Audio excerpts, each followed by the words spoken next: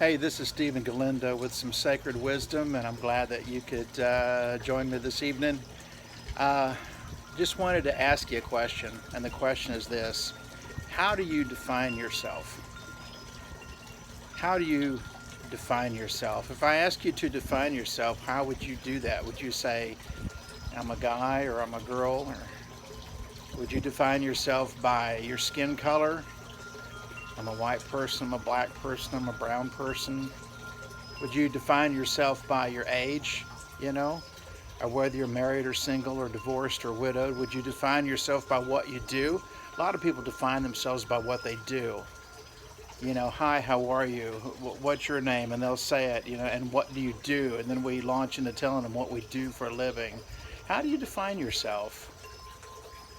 The reason I ask is because sometimes I run into people who've been defined by circumstances in their lives. They're victims of this or they're survivors of that.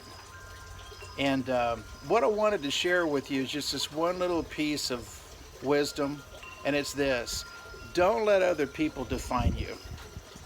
And don't let circumstances you've been through define you. Especially don't let other people define you, because they will. If you let them, they will.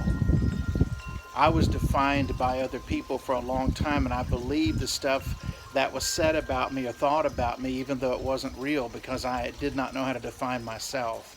But now I know. I define myself by what my Maker says about me. I quit believing the lie and I started reading truth. And I decided that, if God says I'm blessed, then I'm blessed. And if He says I'm healed, then I'm healed. And if He says that I'm accepted, then I'm accepted. And if He says that He loves me, then He loves me.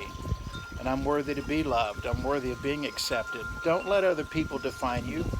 And don't let circumstances define you. If anything, you need to be defined by the person who made your DNA and put it in you. And that's the Maker in heaven. That's Almighty God. Let God define you. Read in His love letter to you, what we call the Holy Bible, how He feels about you, what He thinks about you. That's some sacred wisdom. I'm Steve Galindo. God bless you.